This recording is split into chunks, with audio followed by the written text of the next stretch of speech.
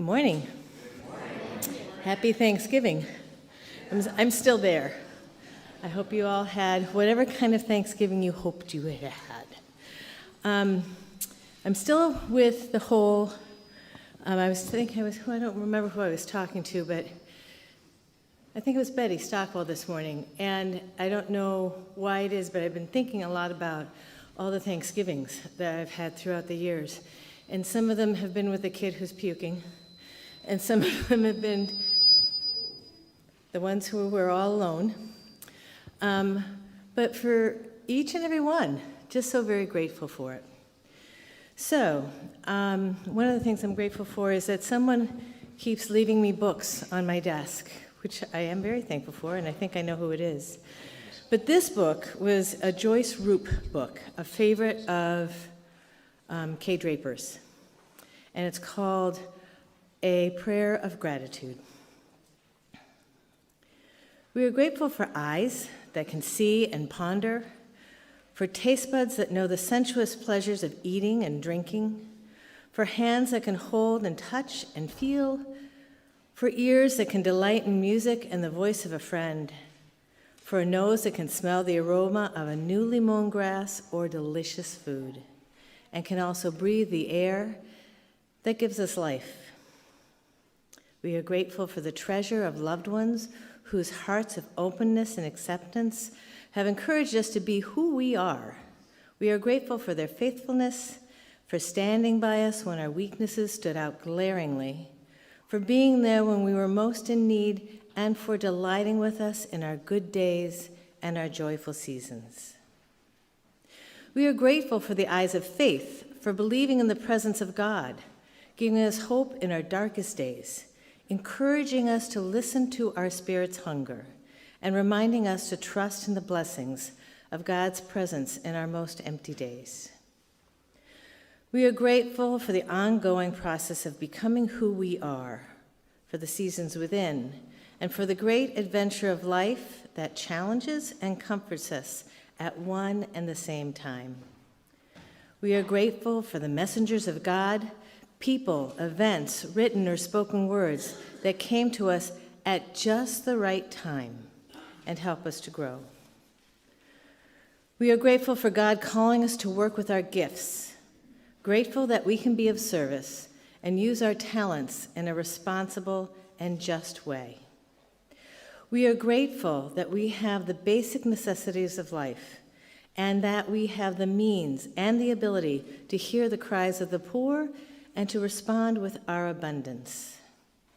We are grateful for the miracle of life, for the green of our earth, for the amazing grace of our history. We are grateful that we still have time to decide the fate of the world by our choices and our actions. Grateful that we have it within our power to bring a divided world to peace. Wasn't that nice? I really like that one. So I have several announcements, and if you have an announcement or anything to share, would you be so good as to walk up to this microphone so the people out in TV land can hear you? The first announcement, Jane Barband's Christmas poinsettias. The flyer is in there. It's pretty self-evident. So go ahead and fill those out so we can really deck the halls. Decking the halls, we will be doing it, anybody who would like to, on December the 14th at 10 a.m. We really need, many hands make light work. We need many hands to help us make KCPC ready in this Advent season. We have, if you look everywhere, we have Blue Christmas coming up on Sunday the 14th. 13th? 3rd. I keep doing that, guys. It's December the 3rd. Don't come on the 14th. Nothing's going to happen. December the 3rd, which is next Sunday. Next Sunday also is the last day to bring in gifts for Wishlist New Hampshire, the families that you took the little tags off the tree for. This Tuesday, speaking of things that were a little mistaken, we have the wonderful opportunity at 5:30 to hear Kurt and Katie talk about their journey on the Camino, but also an opportunity to have a conversation amongst ourselves about that experience. It said potluck, but instead of a potluck, what we'd like you to do is what Facebook group does. If you would like to bring something sweet or something savory to share, that's great. If you just want to bring yourselves, that's wonderful. Does that make sense? Mm-hmm. Okay. Tuesday at 10:30, there will be a communion service at Sunapee Cove with our friend Joanne Miller. We have some deacons going, and if you would like to join them at Sunapee Cove, Joanne would really probably love to see you. And lastly that I have is Wally has 1,000 little bread things, the little porcelain bread things. Please take some home. That's it. Any other announcements? Here comes Fran.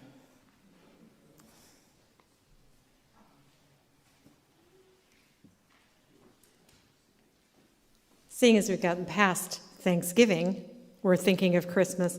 On the 10th, the second Sunday of Advent, this is 2 weeks from now, we are going Christmas caroling. So I just want to invite everybody that wants to come. It's a joyful noise that we bring, and what we do is the deacons will let us know who they have in their little flocks that would like us to come visit. And we bring our own lunches. We do this after the church service on the 10th, have our lunch together, then we just kind of caravan to different places within New London, so we're not going too far. So I hope you'll join us. Any other announcements? Any joys or concerns? I have a joy. My youngest daughter, Elise, who is of this church, is pregnant with her first child. I know. Let us prepare our hearts for worship.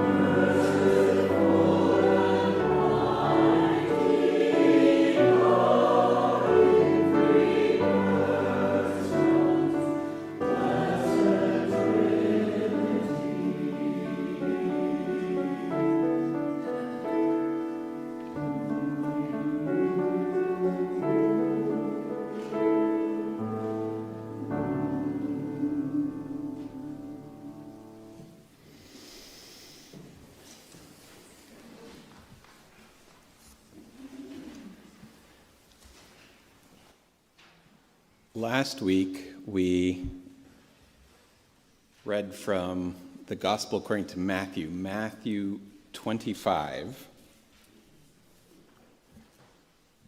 And we're coming around the bend on the end of the, this is the last Sunday of the liturgical year before we head into Advent.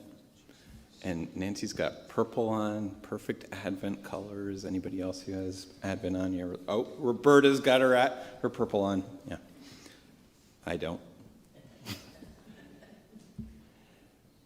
So Matthew 25, it's sort of, Jesus is having one of the last speeches in the Gospel of Matthew with the disciples, with the in crowd, the team, the close buddies, the 12.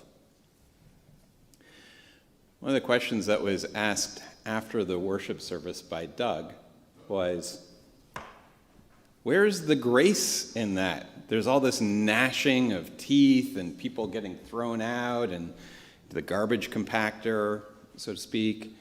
And so I've been thinking about that. I had a ready response for Doug last week, but I've had a whole more week to think about it. And I think it's important to reflect in these stories that Jesus is telling who he's telling them to and for what purpose. Imagine being in an in crowd. If you've ever been in an in crowd. The thing about in crowds is oftentimes the in crowd doesn't know that they're the in crowd. Think of school, think of whatever. You're just open to everybody. Jesus is talking to these disciples that have been with them, who have left their fishing industries, left their families, and have been with Jesus the whole way so far. They may not know that they're the in crowd. And they think, perhaps, we've gone to practice, we've given stuff up, we're good, we're with the Messiah, everything will be fine. We can rest on our laurels because of all that we've done. Therefore, Jesus maybe is saying, this isn't going to be like you think it's going to be. Stay awake. Don't rest on your laurels. Don't think that you've got it all figured out. There's still more to come. And so the grace is that challenge of, I love you, and I need to tell you something in love. Stay awake. Disciples, being our beloved blockheads, don't always get it the first, second, third, seventh time.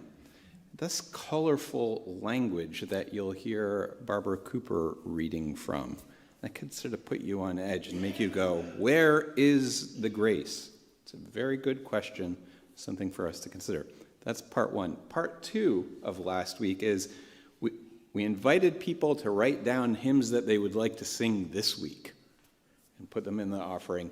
Jason is a great engineer, statistician, spreadsheet user.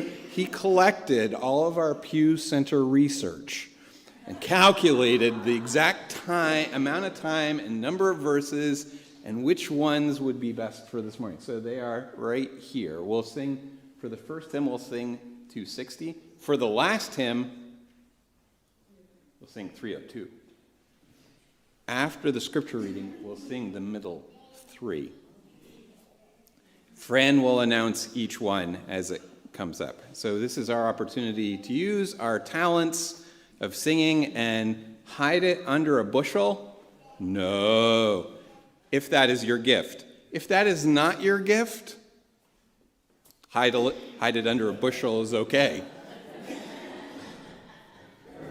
Or as Fran sees fit. So that's a little context for our experiential worship this morning at this end of November before Advent time. Let us pray. Holy One, you are our guide. We journey in faith to resurrection. We journey through failure.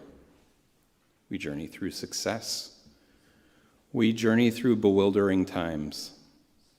Through whatever lies ahead, we journey with you, for you are the way and the life. O holy God, you alone bring for us order to our wills and our affections. You give us grace to love what you command and desire what you promise, that in all the changes, all the many changes and chances of this uncertain world, our hearts may surely there be fixed, where true joys are to be found. O Holy One, our guide, we pray, as heartfelt and open and awake as we can, given with where we are and who we are. And we pray in the way that Jesus taught, saying, Our Father, who art in heaven, hallowed be thy name. Thy kingdom come, thy will be done, on earth as it is in heaven. Give us this day our daily bread, and forgive us our debts, as we forgive our debtors. And lead us not into temptation, but deliver us from evil.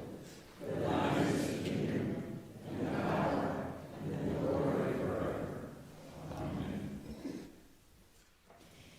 Please join us singing the beautiful hymn by Martin Luther, A Mighty Fortress is Our God, number 260.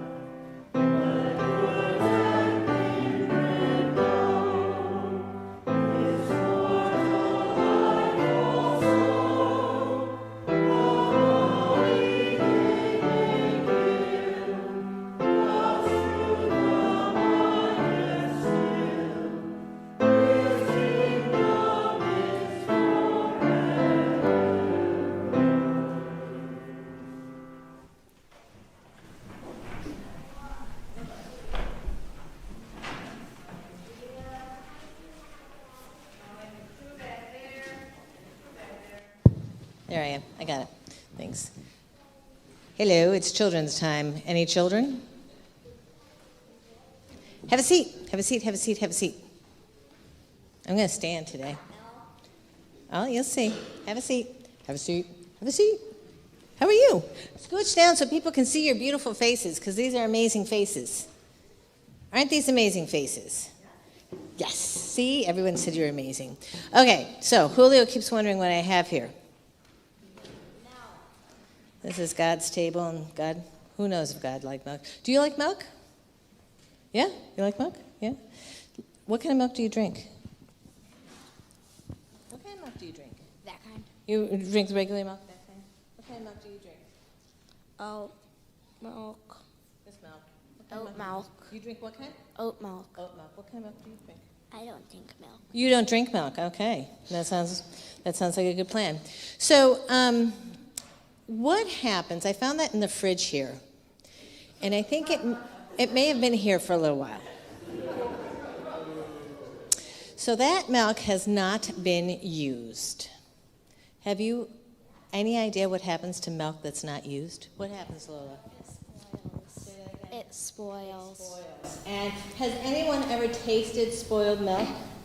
No. Yes? How did it taste, Julia? Like rotten eggs. Like rotten eggs. What about that? Well, I don't know what it tastes like, but I know what it smells like. What does it smell like?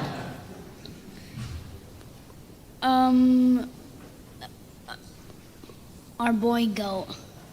Oh, it smells like his boy goat. Okay.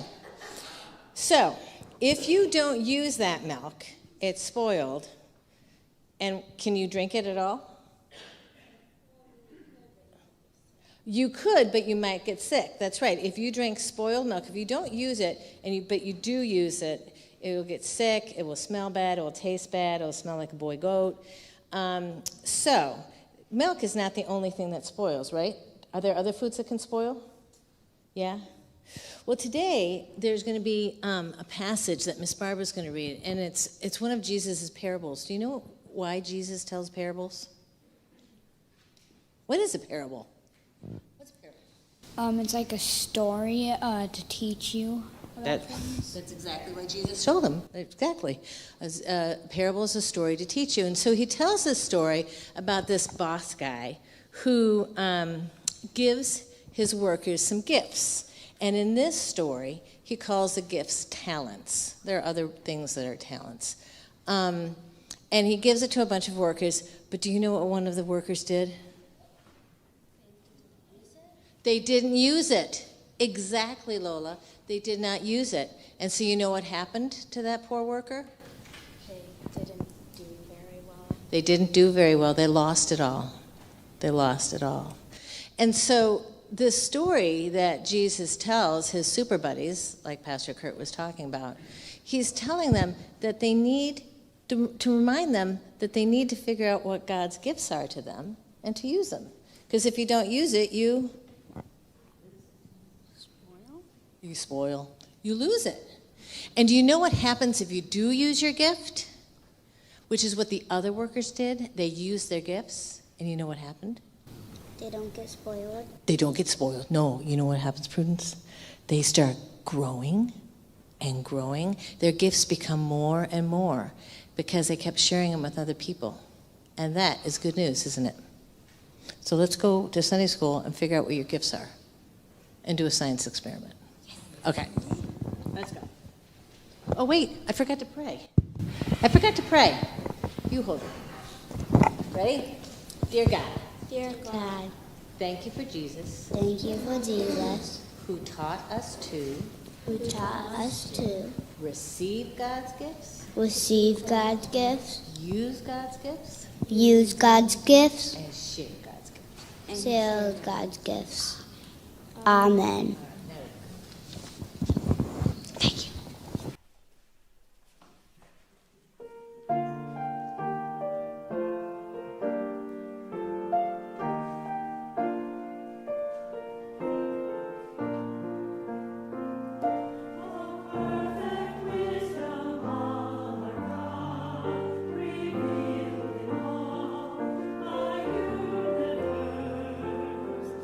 All things created.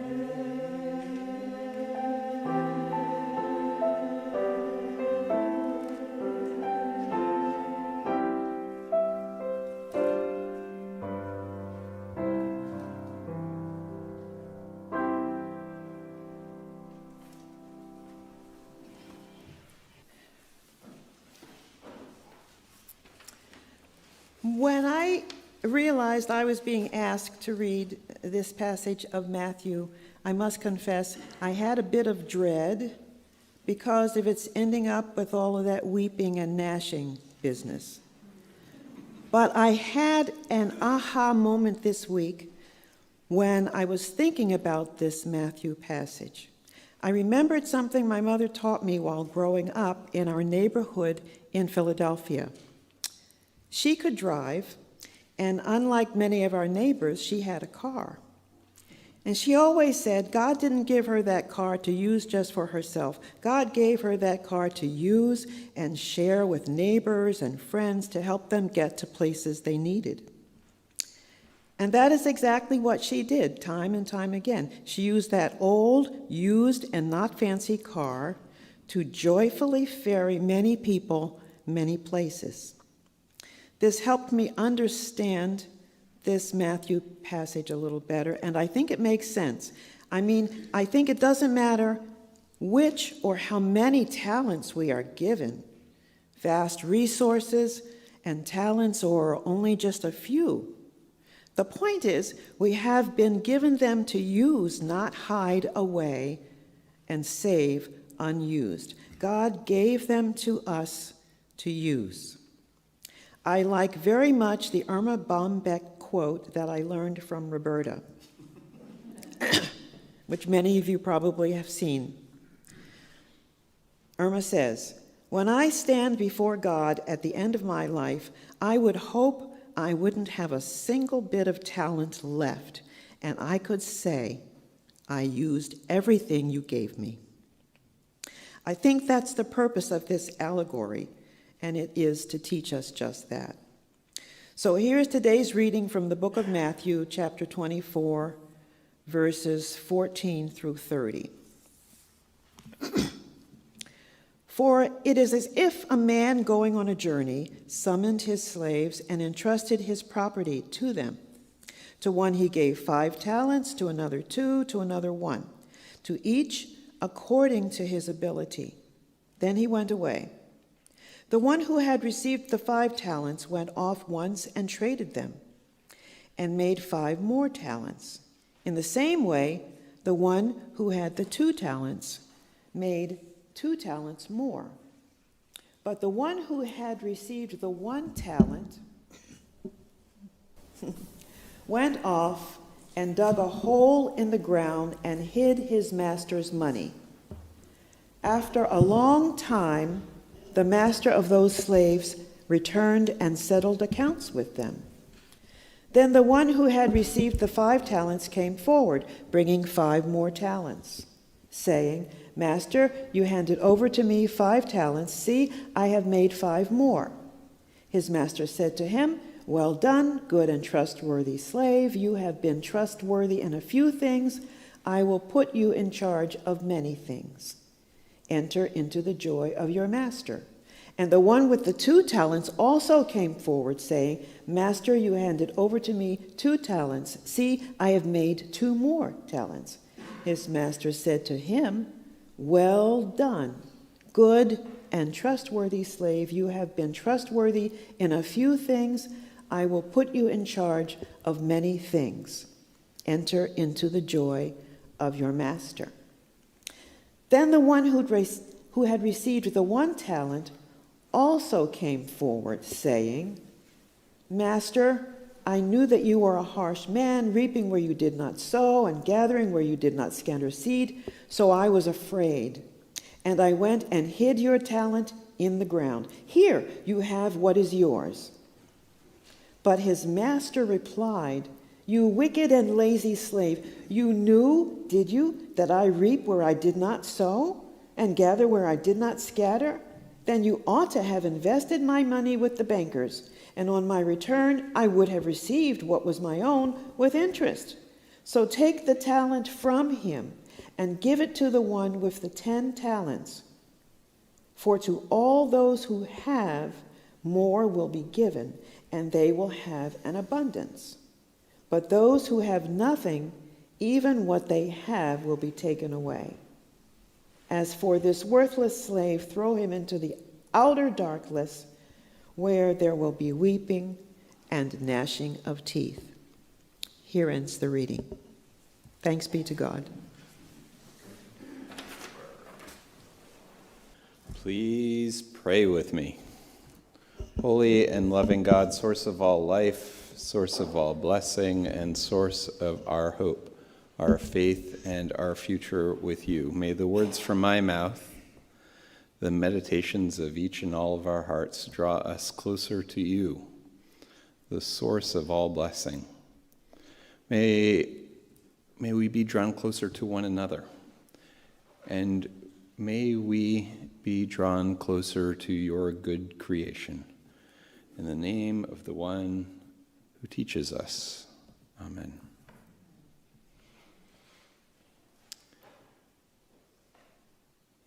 I agree with Doug.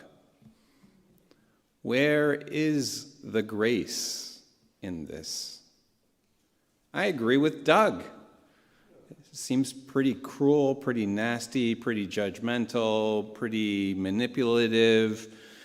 You know, you're just doing your business, regular old slave home for the holidays, just trying to pay for tuition, and you're given stuff. You don't know what it is. It's a talent. It's big. It's complicated. And you haven't gotten to that part of advanced accounting to figure out what the spreadsheet says. Is there positive or negative? It's so confusing.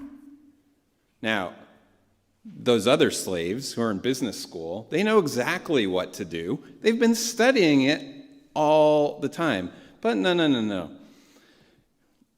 You're home from college. You're in your first year.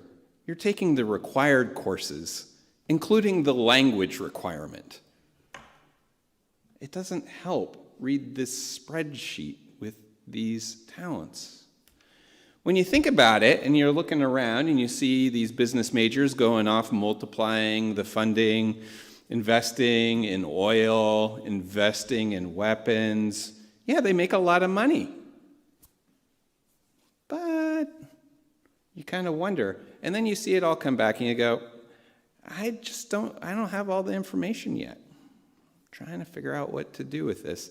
They come back with their loads of money, it's amazing. This landlord who went to the Caribbean is back and has made a lot of money. And me, who just kept things sort of waiting for further instructions. It's like Star Wars, the trash compactor. R2, shut it off. Shut them all off. It's a hard punishment, and so I agree with Doug. I'm not sure where the grace is in this passage for many folks who may hear it as with the struggles of life of, I don't know what to do with this, I'm not educated for it, I've got sick in-laws, I've got other things going on, I've got a broken ankle, I can't go running around investing in oil and in armaments to make money for this guy who's gone off to the Caribbean. It's a challenging gospel. And I agree with Doug. Where is the grace? And I agree with Barbara. This is good news at the same time. The rabbinic tradition is to engage in conversation, that Scripture opens conversation rather than closes conversation. One of the Thanksgiving conversations I had with a new in-law is, who spent time in Israel, described the idiomatic language of walking on water. Means walking on the beach by the side of the water. Taken literally, of course, now we have all these wonderful paintings of storms and Jesus walking on top of the water. For a Jew, they're like, yeah, well, Jesus was walking along the side of the water. These are there not for us to take literally, but to inspire us. If it's not good news, it's not good news. And so, I agree with Doug, and I agree with Barbara. It's an opportunity for us to reflect, to open up, to question, to challenge, to think, to check out other perspectives. If you're not in the in group, maybe it takes a lot of courage just to hold on to what you're given. If you're not in the in group, maybe it takes a lot of courage simply to show up and to be there.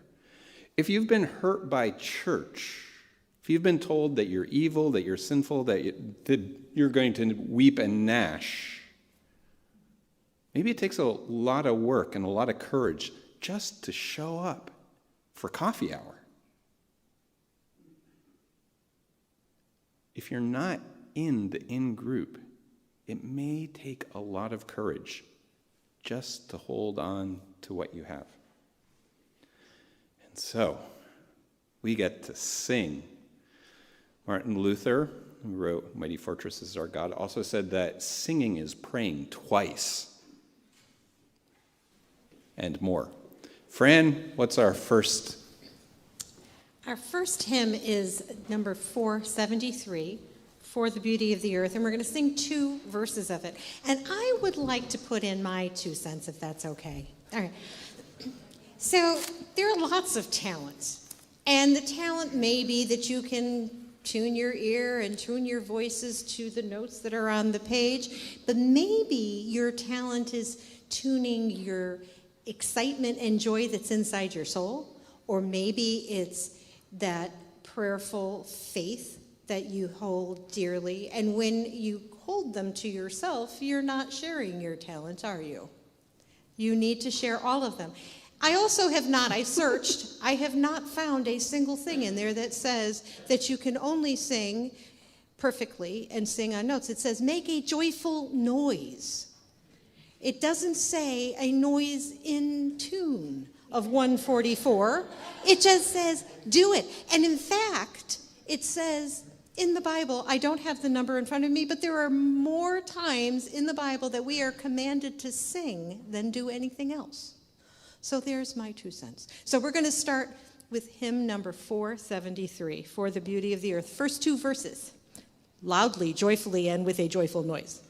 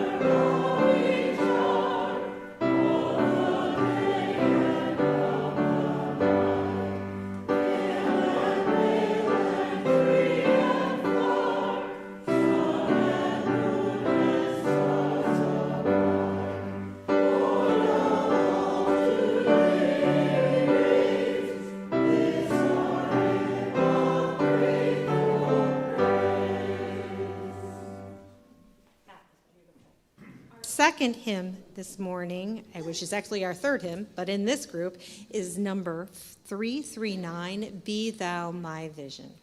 Yes.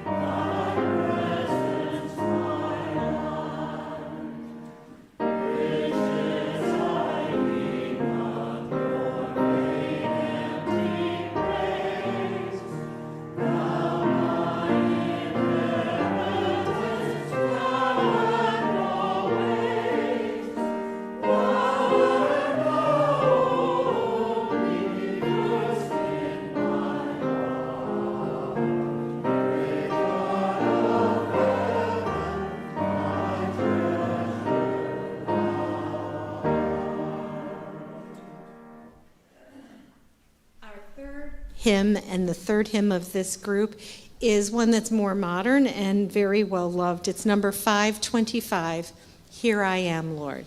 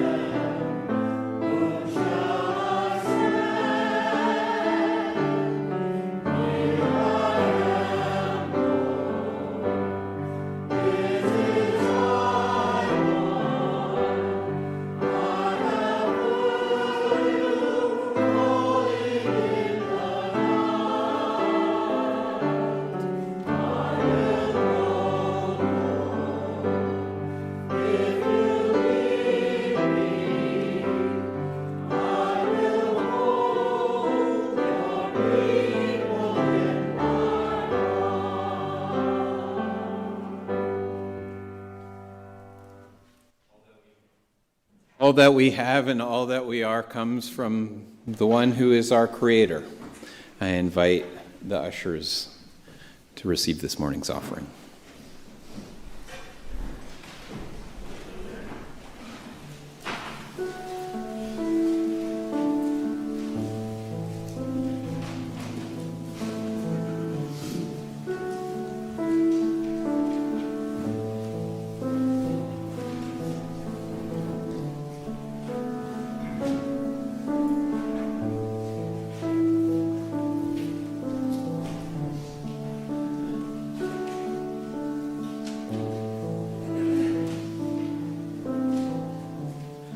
Lay not up for yourselves treasures upon the earth, where moth and rust doth consume, and where thieves break through and steal, but lay up for yourselves treasures in heaven, where neither moth nor rust doth consume, and where thieves do not break through or steal.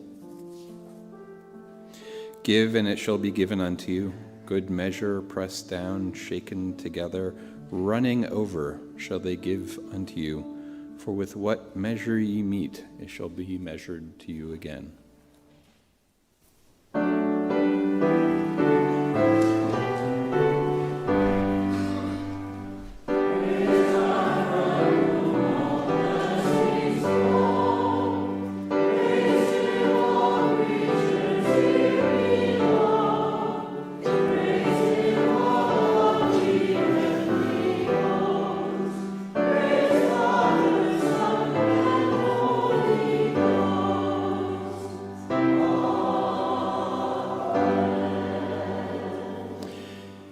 Keep your church alert, O Holy Spirit, ready to hear when you are calling, that we may say, "Here we are." And when you challenge us, may we hear it too. Keep us hopeful, Holy Spirit, knowing that Christ will come again. Rouse our spirits that whenever you come to the door and knock, you may find us awake, ready to admit you and to welcome you. Stir us up, O Holy One, the wills of your faithful people, that richly bearing the fruit of good works and of faith, they may be welcomed by you. Bless our gifts, our time, our talents, our old simple cars, our abilities to drive one another around, and bless our treasures, Holy One, that they may be used to extend your realm of good news, of mercy, of grace, of care, of courage. In your name we pray. Amen. Our final hymn is number 302. This was the most requested of all of the hymns, so we're going to sing every verse. We're going to sing it with beautiful music and with joyful notes and with gusto and everything you've got. Okay.